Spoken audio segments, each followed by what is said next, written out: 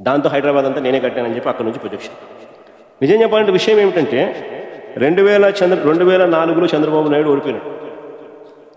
చాలా ఇంపార్టెంట్ విషయం. 2004లో చంద్రబాబు నాయుడు గారు ఓడిపోయిన తర్వాత హైదరాబాద్ అన్నది చంద్రబాబు చేతిలో లేదు. 2004, 2009 నాన్నగారు గెలిచారు. 2004లో చంద్రబాబు ఓడిపోయిన తర్వాత చంద్రబాబు నాయుడు ఖాయం చేతిలో హైదరాబాద్ లేదు.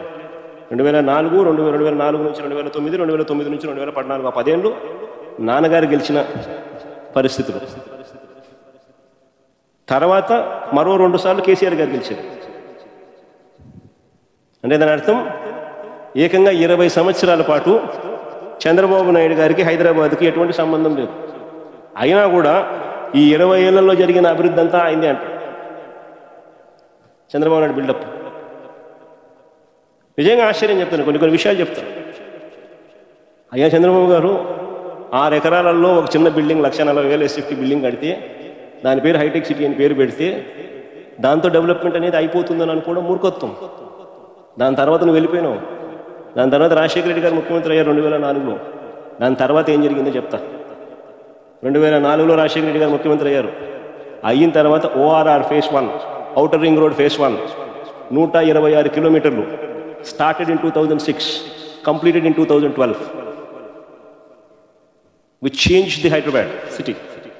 PV Narasimha Rao Expressway, 11.6 kilometers flyover, India's largest flyover, started in October 2005, completed 19th October 2009.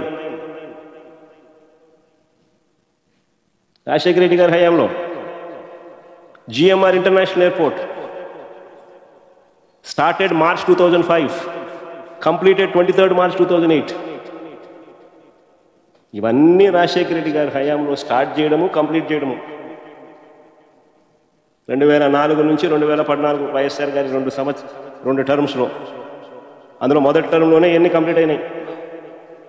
ORR 1 2012 దాకా పోయింది, 2006లో స్టార్ట్ అయింది, 2012 దాకా పోయింది.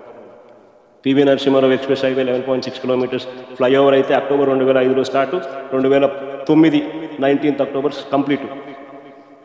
GMR ఇంటర్నేషనల్ ఎయిర్పోర్ట్ 2005 మార్చిలో స్టార్ట్, 2008 మార్చిలో కంప్లీట్.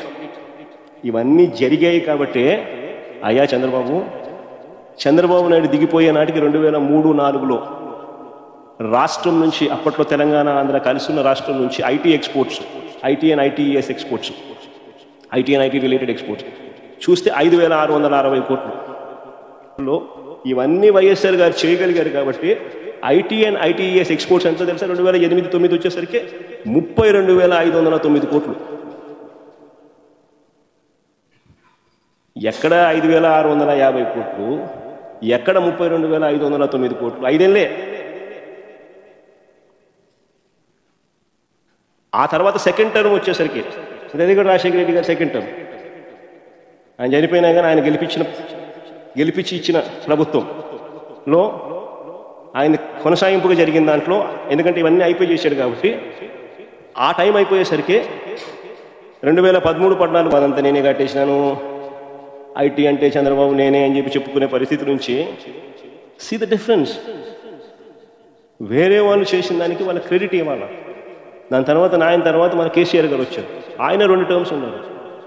ఆయన కూడా గొప్పగా నాన్నగారి దగ్గర నుంచి ఎక్కడైతే ఎండ్ అయిందో ఆయన కూడా గొప్పగా అక్కడి నుంచి స్టార్ట్ చేసి ఆయన కూడా గొప్ప పరిపాలన చేశాడు. దానివల్ల హైదరాబాద్ ఈరోజు ఐటీలో ఆయన 5,650 కోట్ల గురించి మాట్లాడుతా అంటే ఈరోజు IT ఎక్స్పోర్ట్స్ ఫ్రమ్ తెలంగాణ 2 లక్షల కోట్లు.